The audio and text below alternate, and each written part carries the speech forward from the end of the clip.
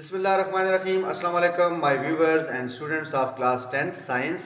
Students, आज हमने exercise 3.2 को डिस्कस करना है और एक्सरसाइज 3.2 के अंदर हमने पढ़ना है कंटिन्यूड प्रोपोर्शन। स्टूडेंट्स, जनरली हम प्रोपोर्शन को किस तरह से डिफाइन करते हैं कि the equality between two ratios if A ratio B is equal to C ratio D.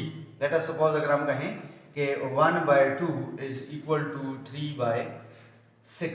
अब सिंप्लीफाइड फॉर्म में 3 1 is 3 2 3 are 6 both are equal to each other. ठीक है, इसको हम यूं भी लिख सकते हैं 1/2 proportion mean equality 3/6। So the equality between two ratios is called proportionality।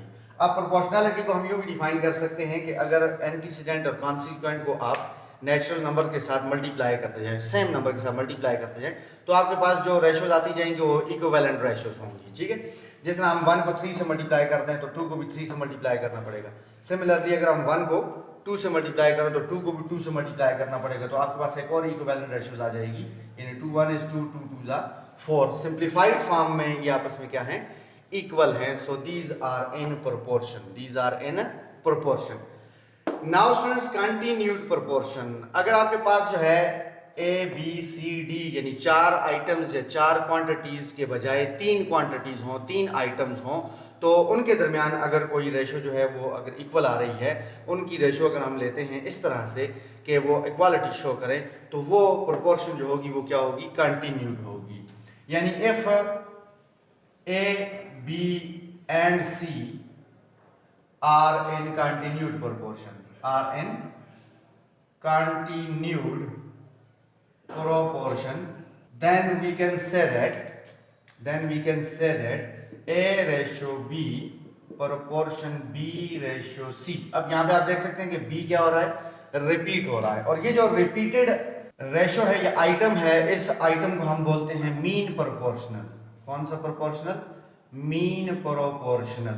ये क्योंकि दरमियान में होता है तो मीन का मतलब भी दरमियान या वस्त है, लिहाजा B is the mean proportional, और ये रिपीट होगा। यानी जो फर्स्ट रेशो है उसका जो है वो क्या है, कॉन्सिक्वेंट है, और सेकंड रेशो का क्या है, एंटीसीडेंट है। जो फर्स्ट है उसे फर्स्ट प्रोपोर्शनल कहा जाता है, क्योंकि पहले है तो उसी निस्बत से क्या कहा जाता है, फर्स्ट प्रोपोर्शनल। और जो लास्ट वन है that is known as the third proportional. ये जो रिकग्निशन है, पहचान है फर्स्ट प्रोपोर्शनल, मीन प्रोपोर्शनल और थर्ड प्रोपोर्शनल की, ये बड़ी इंपॉर्टेंट है क्वेश्चंस को सॉल्व करते वक्त। जिस वक्त आपको दो चीजें दी जाती हैं और कहा जाता है कि उनका मीन फाइंड करो, लेट अस सपोज अगर कहा जाता है 12 और 3 का मीन फाइंड करो, तो इसका मतलब mean lies in between 12 and 3। और किस तरह से लाई करेगा कि 12/x प्रोपोर्शन x/3। जो अननोन आइटम x है यानी मीन प्रोपोर्शनल जो अननोन है, उसको हम सपोज करते हैं अगर x इक्वल, तो x इस तरीके से आप उसको मैनेज करेंगे। अगर यही क्वेश्चन है 12/3 आपके पास, तो या 12,3 है, और कहा जाता है कि फाइंड द थर्ड प्रोपोर्शनल, तो इसका मतलब है कि फर्स्ट ये होगा, मीन ये होगा, और थर्ड जो हम सपोज करेंगे x, और उसी लिहाज से अगर प्रोपोर्शन लिखी जाए तो वो लिखी जाएगी x/3 proportion 3/x, because 3 is the mean. So ये क्या होगा, रिपीट होगा। पहली रेशो का कॉन्सिक्वेंट, दूसरी रेशो का एंटीसीडेंट होगा। ठीक हो गया students. So I think continued proportion जो है वो आपको क्लियर है। पहली पहचान ही इसकी ये है कि आपके पास जब 3 आइटम्स होंगे, 3 नंबर्स होंगे, 3 क्वांटिटीज होंगी, तो उनके दरमियान जो प्रोपोर्शनैलिटी होगी वो डेफिनेटली कंटिन्यूड प्रोपोर्शन होगा। नाउ स्टूडेंट्स, इस सारी डिस्कशन के नतीजे में हम अब इस काबिल हो गए कि हम क्वेश्चन नंबर 1 को सॉल्व कर सकें। So let's start exercise 3.2 and its question number 1 is which of the following quantities are in continued proportion। और आपको इसके 3 जो है पार्ट्स दिए हुए हैं, उनमें से जो फर्स्ट पार्ट है आपके पास वो है 4, 12, 36। अब देख सकते हैं आप यहाँ पर कितने नंबर्स हैं, कितनी क्वांटिटीज हैं, 3 हैं, और ऊपर हमें दिया हुआ है कि हमने चेक करना है कि आया ये कंटिन्यूड प्रोपोर्शन में है या नहीं है। तो इसका मतलब हम क्या करेंगे, हम इनको इन कंटिन्यूड प्रोपोर्शन फॉर्म में लिखेंगे। ठीक है, और फिर चेक करते हैं कि आया ये कंटिन्यूड प्रोपोर्शन में है या नहीं है।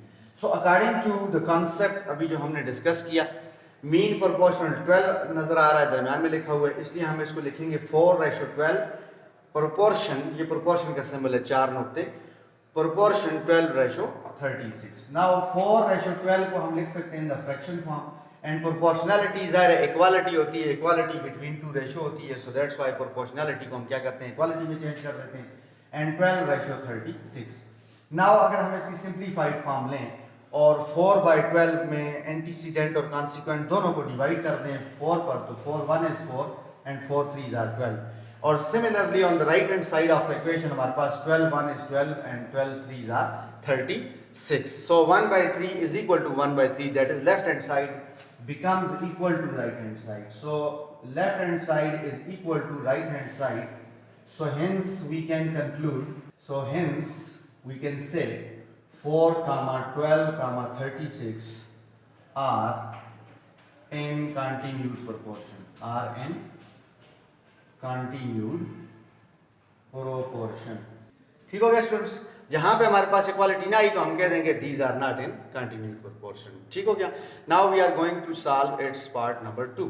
Now students question number 1 and its part number 2 is 3, 12, 39। जो हमें 3 नंबर्स दिए हुए हैं वो 3, 12 और 39 है। हमने चेक करना है कि ये कंटिन्यूड प्रोपोर्शन में है या नहीं है। सो इसके लिए हम क्या करेंगे, इनको इन प्रोपोर्शनल फॉर्म लिखेंगे, इन continued proportion these numbers can be written as 3:12 proportional 12:39। so आपके पास जो है ये 3, 12 और 39 जो हैं वो इस फॉर्म में लिखे जाएंगे कंटिन्यूड प्रोपोर्शन में अगर ये होते तो। ठीक है, अब हम चेक करेंगे अगर ये इक्वल आ जाते हैं तो कंटिन्यूड प्रोपोर्शन में होंगे, नहीं इक्वल आते तो कंटिन्यूड प्रोपोर्शन में नहीं होंगे। So 3:12 can be written as in the fraction form 3/12 proportionality की जगह पे इक्वालिटी आ जाएगी, और जो दूसरी आपका रेशो है वो 12:39 है। अब यहाँ पर आपके पास जो है दोनों नंबर्स यानी 3 और 12 3 पे डिविजिबल है, यानी एंटीसीडेंट को भी 3 पे डिवाइड किया और कॉन्सिक्वेंट को भी 3 पे डिवाइड किया, तो ये सिंप्लीफाइड फॉर्म में आ गया आपके पास 1/4। सिंप्लीफाइड फॉर्म हम चेक कर सकते हैं जब हमारे पास एंटीसीडेंट या कॉन्सिक्वेंट में कोई प्राइम नंबर आ जाए, यानी फर्दर वो आगे फैक्टराइज नहीं हो सकता। ठीक है, सो यहाँ पर 12 है तो 12 को आप अगर डिवाइड कर दें किस पर, 3 पर, तो ये आएगा 4 3s are, और 39 को 20 है, ऐसी बात है 3 पर ही डिवाइड करना है तो 13 3s are।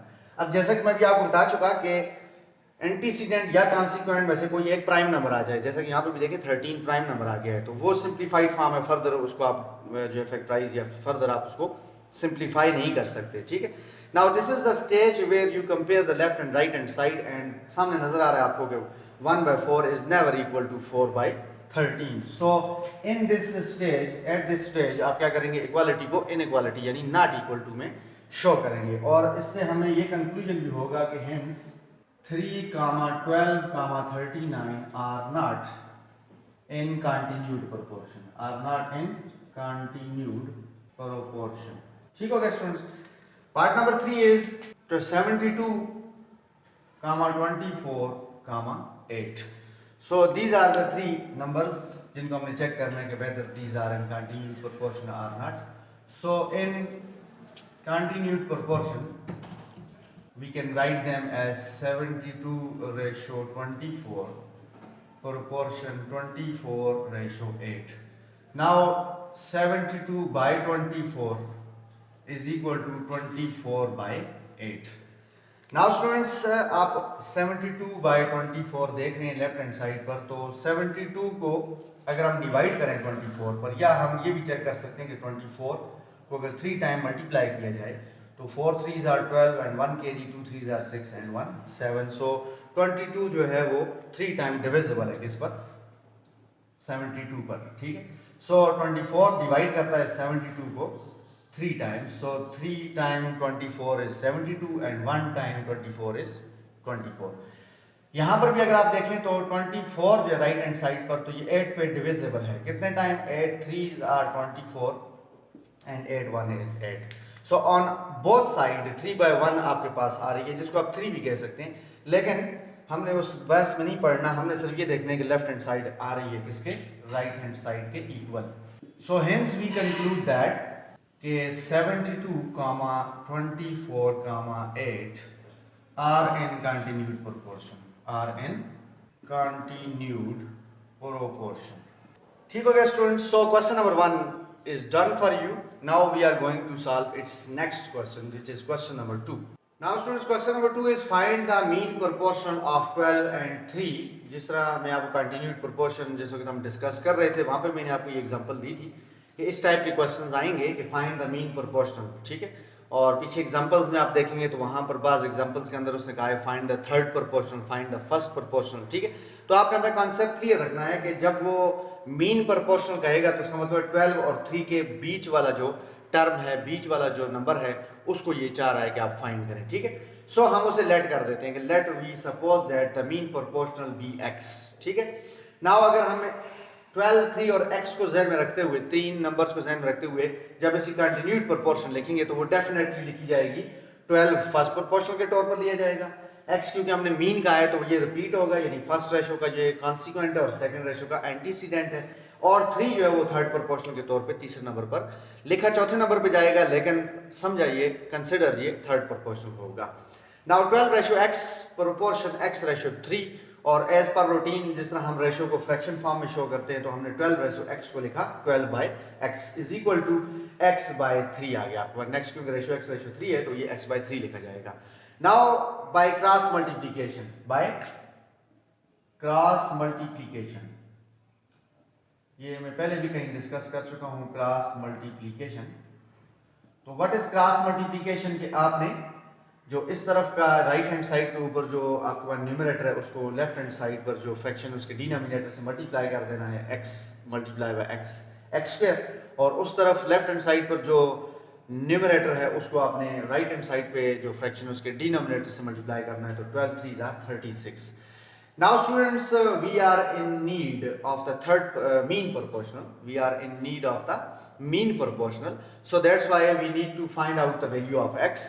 और for that purpose हमें x को क्या करना पड़ेगा, उसके ऊपर से स्क्वायर को रिमूव करना पड़ेगा। So in order to remove the square, we taking square root on both sides. Taking square root on both sides. So ले लिया हमने, यहाँ पर जो है क्या हो जाएगा, square and square root cancel out होके सिर्फ आपके पास x रह जाएगा, और राइट हैंड साइड पे आपको पता है कि 36 is the perfect square of 6। सो 36 को हम लिख सकते हैं 6 का स्क्वायर, तो स्क्वायर के रूट कैंसिल होकर क्या रह जाएगा, स्क्वायर रूट 6 रह जाएगा, ठीक हो गया। So hence the mean proportional is equal to 6। आखिर पे आप ये बॉटम लाइन के तौर पे लिख सकते हैं, hence the mean proportional is 6, ठीक हो गया। नाउ नेक्स्ट क्वेश्चन इसी टाइप का है, कहता है कि if 3x - 1 4 and 35 are in continued proportion, if, ठीक है, then find the value of x। तो जाहिर सी बात है स्टूडेंट्स, हमें पता है कि these are in continued proportion। so in continued proportion हम लिख सकते हैं given numbers को 3x - 1 ratio 4। अब क्योंकि 4 जो है it appears to be as a mean proportional, so it is repeated, और फिर उसके बाद थर्ड प्रोपोर्शनल आपके पास क्या आ जाएगा, 35 आ जाएगा, ठीक हो गया। सो हम एज पर रूटीन 3x - 1 को डिवाइड कर देंगे 4 पे, because antecedent divided by consequent fraction form लिखी जा सकती है। इसी तरह राइट हैंड साइड पर भी एंटीसीडेंट डिवाइडेड बाय कॉन्सिक्वेंट आ जाएगा, सही है। उसके बाद आप क्रॉस मल्टीप्लाई कर लें तो 35 जो है, दिस इंप्लाइज का सिंबल डाल दें, 35 into 3x - 1, यानी इसका डिनोमिनेटर उसका न्यूमरेटर, और 4 मल्टीप्लाई बाय 4 इज 16, ठीक हो गया। अब 35 को अंदर मल्टीप्लाई कर देंगे आप तो ये आएगा 105, 35 3 are 105, माइनस 35 को 1 से मल्टीप्लाई कर देंगे तो 35, right hand side is the same. अब this is a simple linear equation, बिल्कुल आसान है इसको सॉल्व करना। आपने x को आइसोलेट करना है, और उसके लिए आप पहला काम ये करेंगे कि -35 को शिफ्ट करेंगे to the right hand side, और इस शिफ्टिंग में ये +35 हो जाएगा। उसके बाद 105x इज इक्वल टू, आप इन दोनों को ऐड करेंगे तो ये आपके पास आ जाएगा 51, और फिर x को आप एलोन करने के लिए, क्योंकि 105 मल्टीप्लाई हो रहा है तो उधर जाके आप 51 के साथ इसको क्या कर देंगे, डिवाइड कर देंगे। अब it is very simple now कि आप 51 और 105 दोनों में कोई कॉमन फैक्टर देख लें, तो दोनों का कॉमन फैक्टर जो है वो क्या बनता है, 3 बनता है, यानी 3 मल्टीप्लाई बाय 17 इज 51 अगर हम फैक्टराइज कर दें इसको। और इसी तरह से 3 मल्टीप्लाई बाय 35, जैसा कि अभी हमने यहाँ पे 3 के साथ 35 को मल्टीप्लाई भी किया था तो 105 आया था, तो 105 can be factorized as 3 multiply by 35। अब आप देख सकते हैं कि दोनों के अंदर जो है वो 3 कॉमन है, दोनों में से 3 को कैंसिल आउट किया जा सकता है। सो यहाँ पे आ जाएगा आपके पास 17 divided by 35 and this is the value of x which is 17 by 35। ठीक हो गया स्टूडेंट्स। सो इस वीडियो के अंदर स्टूडेंट्स मैंने according to smart syllabus question number 1, question number 2 और क्वेश्चन नंबर 4 सॉल्व किए हैं। 3 को छोड़ दिया क्योंकि ये स्मार्ट सिलेबस के अंदर इंक्लूडेड नहीं है। और नेक्स्ट टाइम इंशाल्लाह हम जब आएंगे तो प्रॉपर्टीज़ ऑफ प्रोपोर्शनलिटी या कंटिन्यूड प्रोपोर्शन या प्रोपोर्शन की जो प्रॉपर्टीज़ हैं उनको डिस्कस करेंगे, और उन्हीं से रिलेटेड हमारा क्वेश्चन नंबर 7 है which is very very very important question, उसे हम इंशाल्लाह डिस्कस करेंगे। ठीक है, सो तब तक के लिए अल्लाह हाफिज़।